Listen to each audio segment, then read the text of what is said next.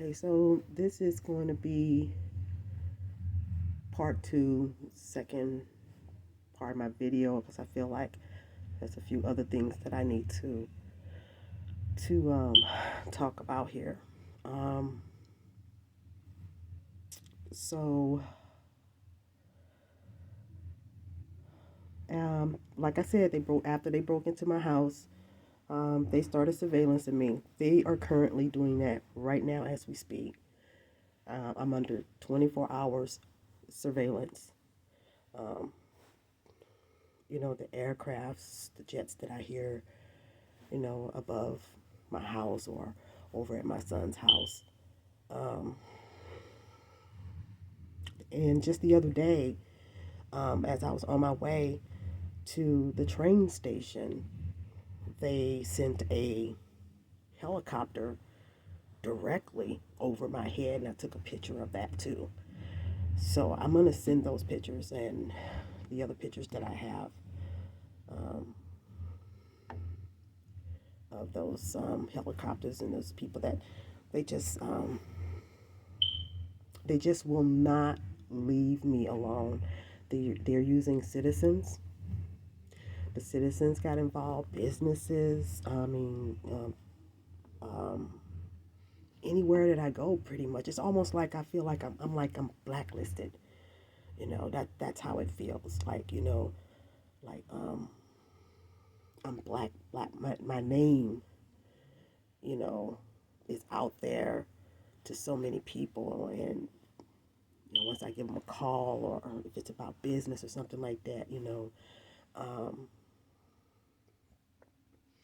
I don't get treated very well, you know, and that includes restaurants, supermarkets, places like that.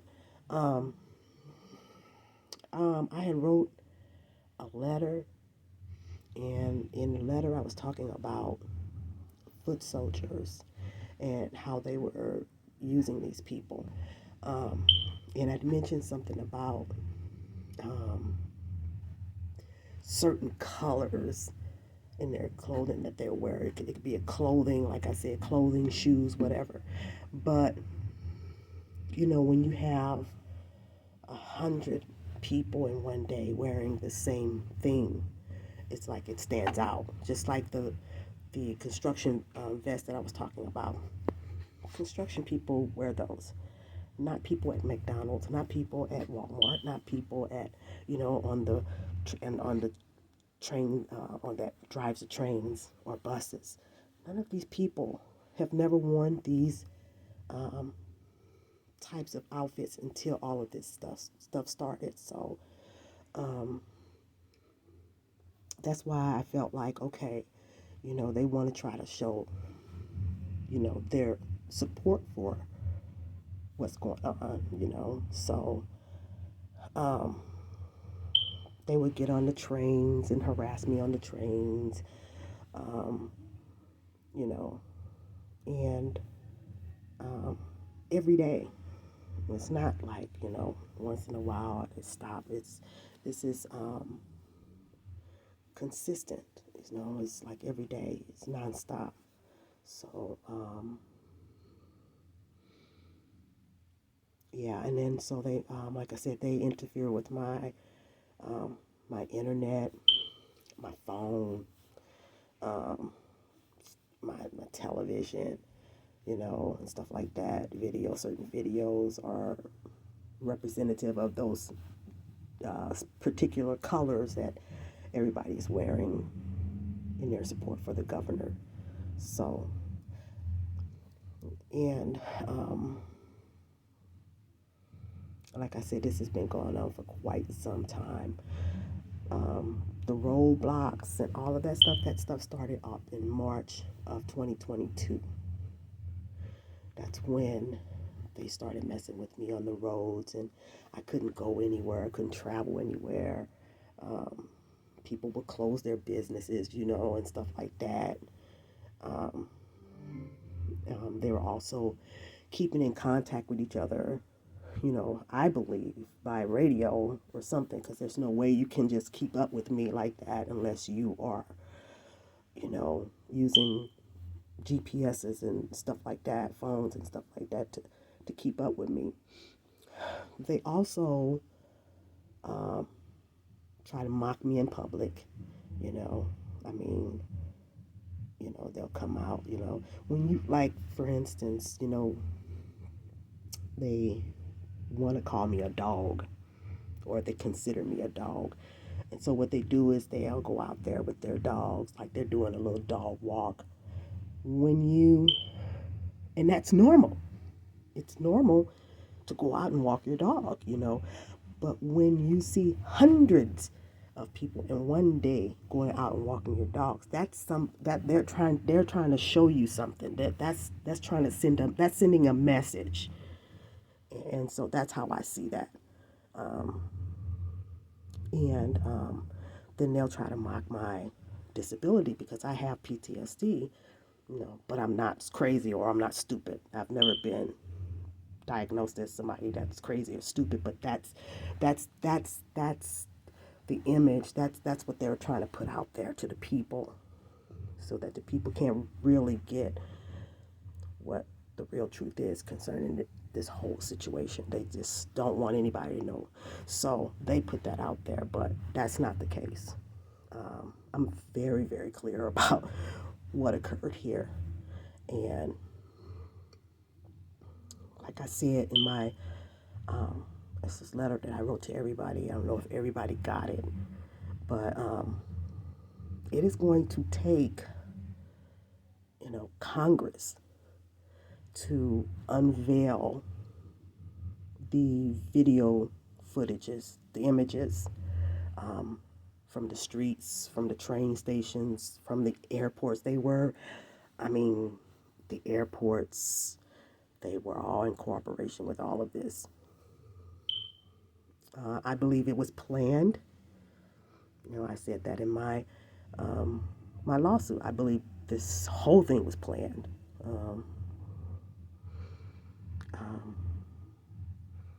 It was planned. It had to been planned because,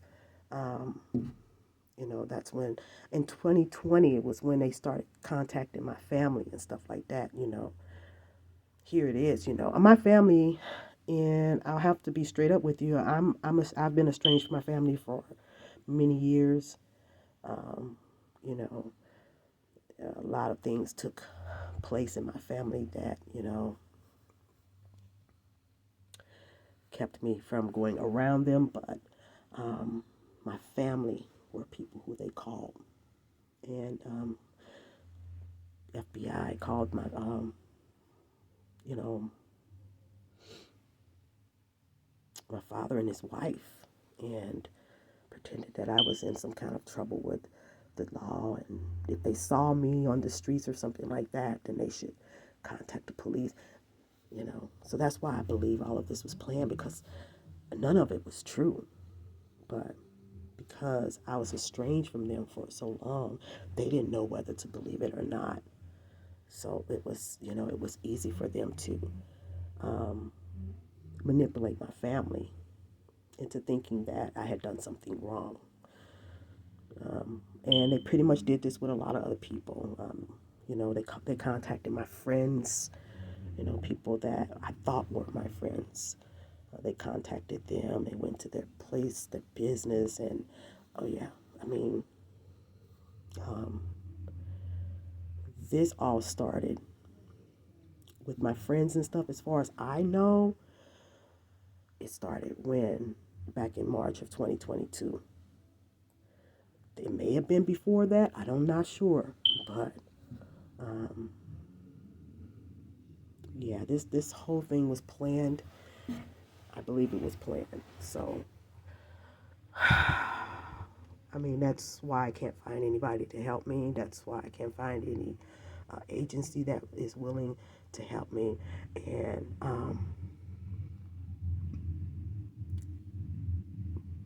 I feel like they want people to think that I lied on them, which I didn't. That somehow she's making all of this stuff up, and that she's crazy or delusional or something like that. But that is the furthest thing from the truth. It's further things from the truth.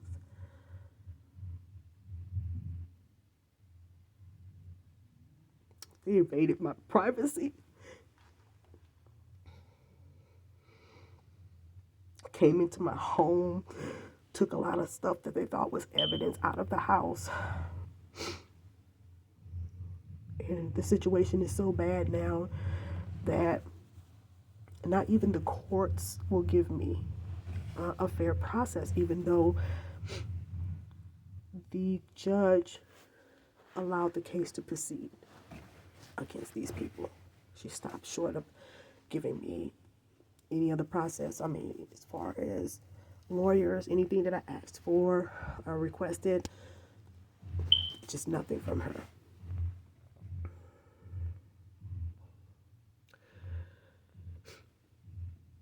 Before all of this started, I was not in a very, very good situation because of my landlord. We have been fighting for a while. This didn't just start yesterday with them. They're dishonest people.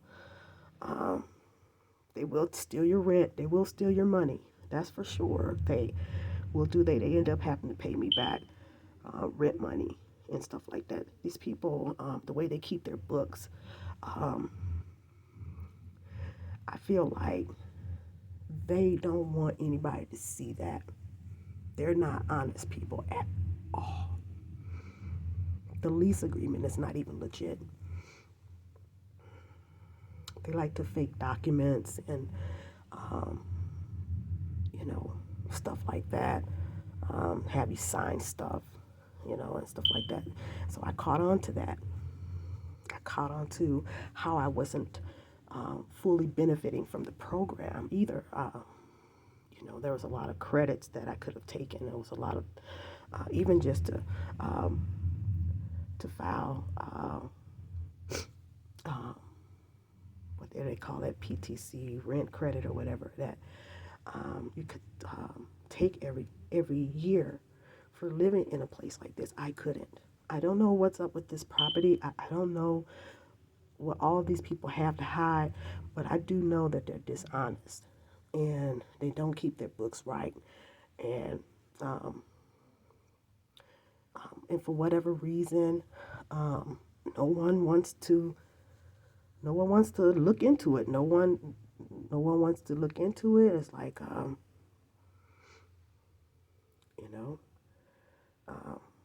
they don't care. So, right now I have documents that they sent me, wanted to hold their own hearing. We're going to hold our own hearing. We don't care about what the courts or what kind of lawsuit that you filed with the courts or what's pending in the courts. We're going to hold our own hearing. We're going to do our own thing. That's, it's lawlessness, but who's there to say that, hey, this is wrong? Nobody cares. I'm just one black person.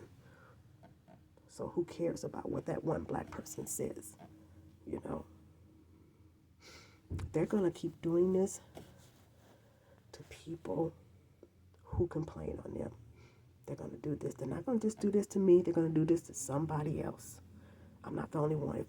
If they get away with this, they are for sure going to try that on somebody else if they haven't already done it. So, my proof of everything that took place is going to be in those video footages. Everything that I said in my complaint is exactly what they did on the streets. They're trying to make it so that I don't have any place to go to. I tried to rent, before COVID, I tried to buy a house. I was approved for a home loan and tried to buy a house before COVID happened. Even after that, I tried to move out of that place and I tried to move into someplace else, but the landlord would sabotage sabotage every place that I went to. And I was approved for every one of those places that I went to. Because, like I said, before all this occurred, I didn't have any problems. I didn't have any problems with the police, and, nothing like that. My son, he's law-abiding. He's a good man, good, decent young man. He's 26 years old. And his life is stopped because of this. He doesn't have anything to do with it because, I didn't involve him in anything that I did, So, but he still is a victim. He's still, his house was, I believe they came into his house and took some stuff out of here, some stuff that I told him to keep and hold for me. So these people are like lawless gang criminals. It's almost like they're like a police, like I call them police, criminal organized. They're very organized. So let me tell you that this is very organized thing that they're doing. It involves a lot of people, a lot of people. When I traveled to other states, same thing, same exact activities on the streets, same thing. So,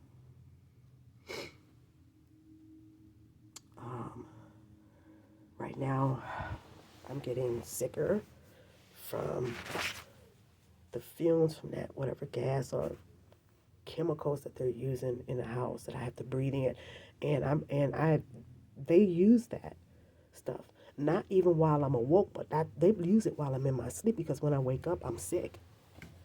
I have a headache from it, you know. I have to step outside, and as soon as I step outside, immediately after I step outside, I could breathe. My nostrils, everything is clear, As soon as I step out of the environment, you know, that's how come I know that, they're using those chemicals and stuff. You could smell it. It has an odor to it.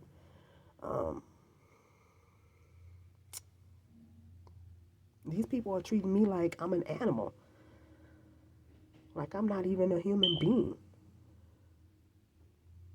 That's why I felt like, you know, I'm not even a citizen. Like I have no rights to anything. You know, I do feel like a slave. I feel like I'm not even. I'm not even a citizen. I don't have a country. That's what it feels like. You know.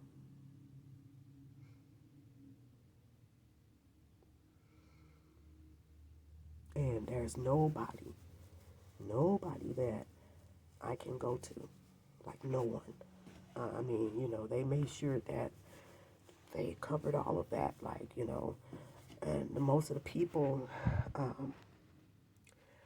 that make sure that the people that need to know what's going on, actual Congress people, congressional leaders, the president, people that, would never have anything to do with such a, crime like this. They make sure that I cannot get to those people. And I even went to her office. It was a few months ago when I went to her. It was sometime in September. Gosh, what is her name? I can't think.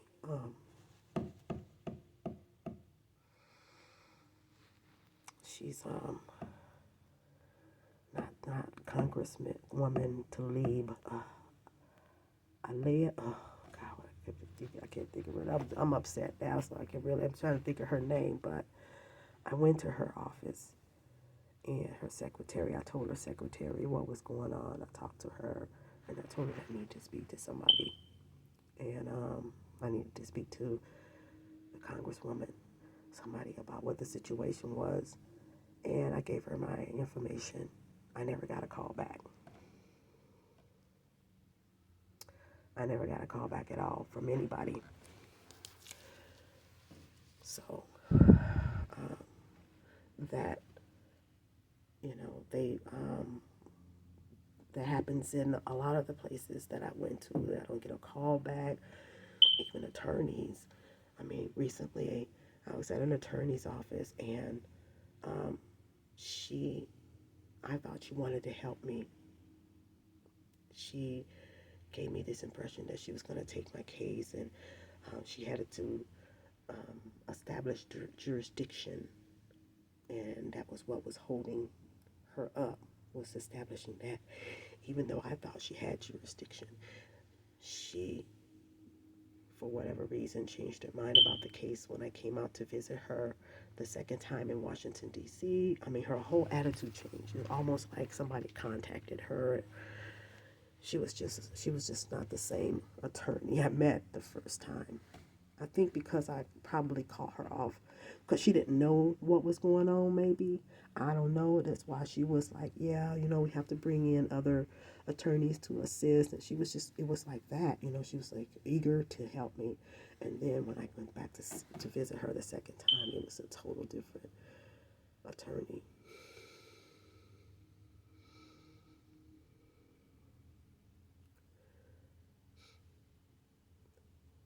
Like, these people want to see me on the streets.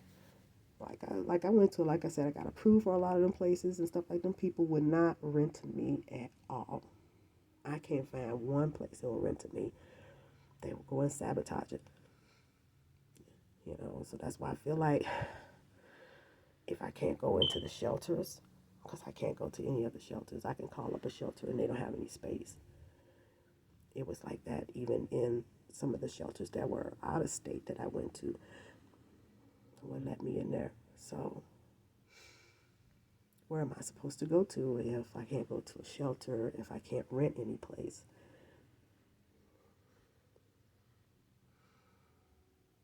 So, um,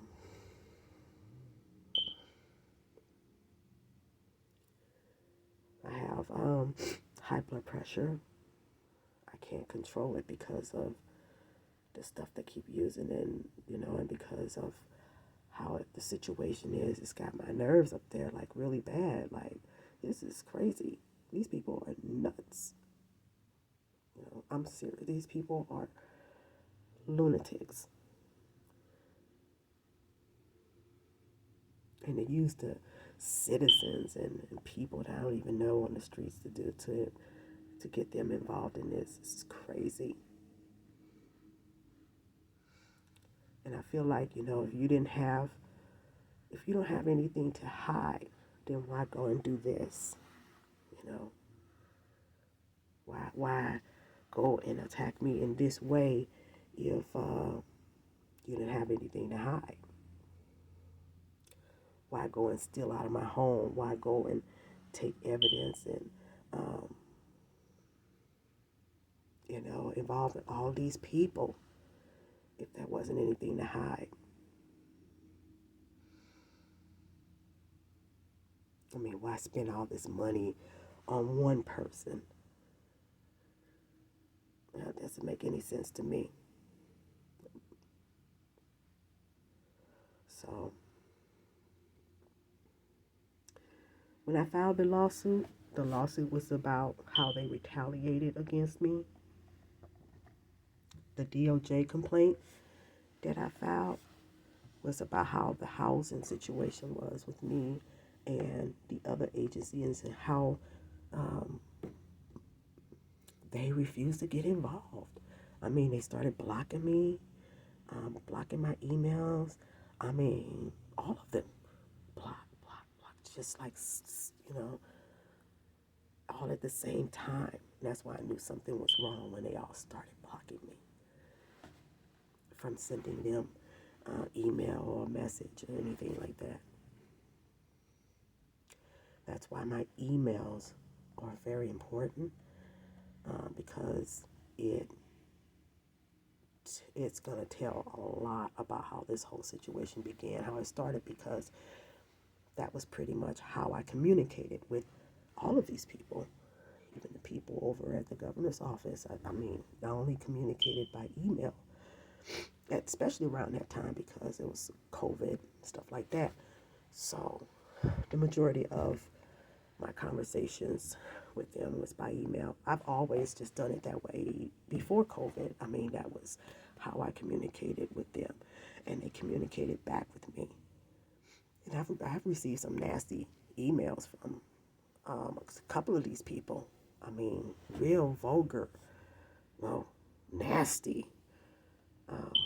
And my email suddenly, back in March of 2022, it got hacked.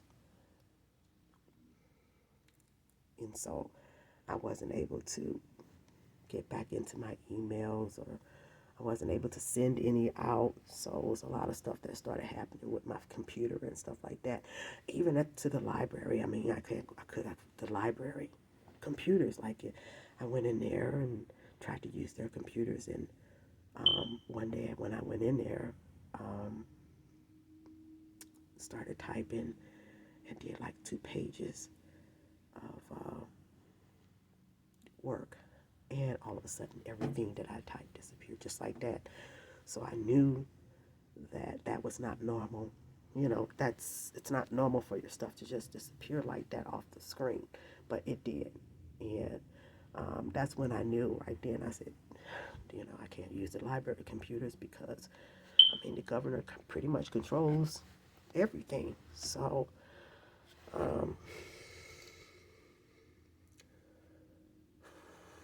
I even went to the hospital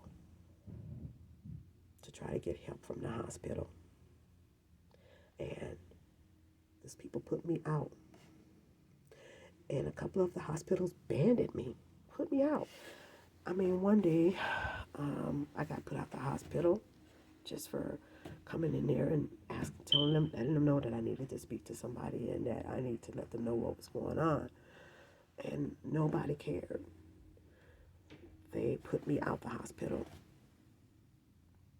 And it was a police officer who brought me back into the hospital that day, because when they did that, I was like, what the heck? This is crazy. Like, how can you go to a hospital and they put you out of the hospital after asking them for help?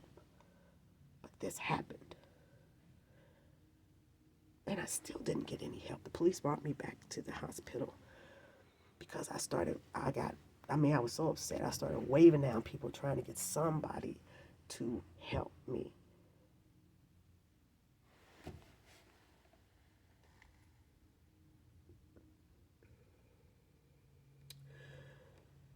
And the police brought me back to the hospital, and I remember being there at the hospital, and they didn't do anything. They were just trying to find any kind of way they could get rid of me out of there. Just a long story short, if there's nowhere that I can go, nowhere.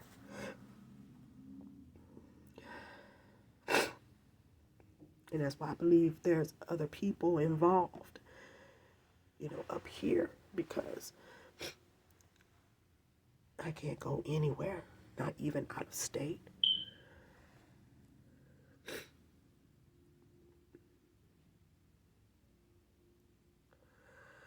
So I don't know how a person that can be treated like this is acceptable to anybody. It's not normal in any way. I mean, criminals don't even get treated like the way I'm being treated. It's inhumane. It's the way you treat slaves, people like that back in the day when they didn't have any rights, when they couldn't go anywhere or do anything, when they weren't free.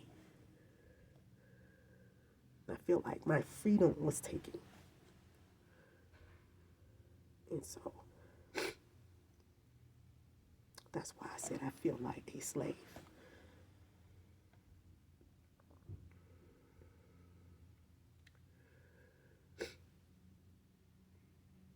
So yeah. anybody sees this, again, I could use your help. Because I really don't have any place else to go. And they left my life pretty much in danger. I mean, if you get to a point where you can't even go into a hospital and get service or treatment and stuff like that, with stuff that you need, or being treated properly, with dignity, you just, what are you? I feel a lot of racism has a lot to do with what they're doing as well, because the majority of these people, like I said, are white. All of my neighbors are white people. There's hardly any black people in my neighborhood. I've lived over there for 10 years, almost 10 years. 8 years before all of it started.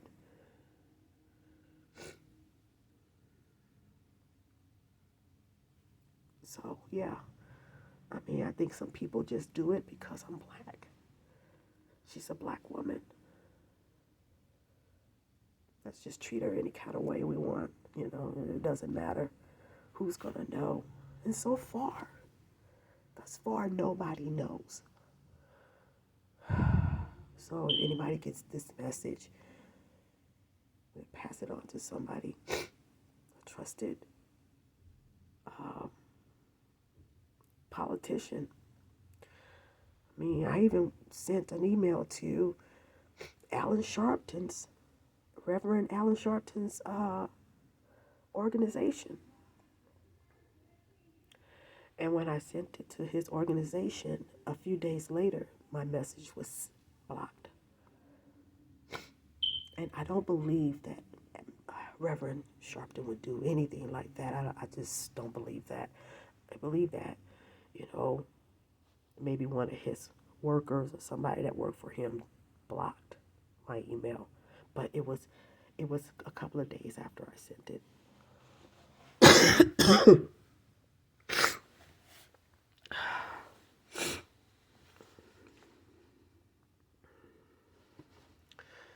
So, yeah.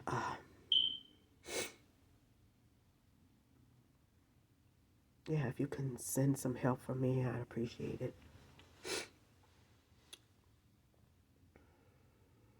Yeah, thank you very much for your time and consideration and hearing me out. But I need your help because there's nobody. These people are just lawless. They're just doing whatever they want to do. It's like, we don't care. Like, everybody knows that we're doing this. And so we're going to just do whatever we want to do to you because everybody knows that we're doing this. I don't believe that. I don't believe that people know that if somebody is being tortured or abused would be okay with that. So if anybody could reach out to me, I appreciate it. Help me in any way you can, I appreciate it. Thank you. Bye-bye. Thank you for listening.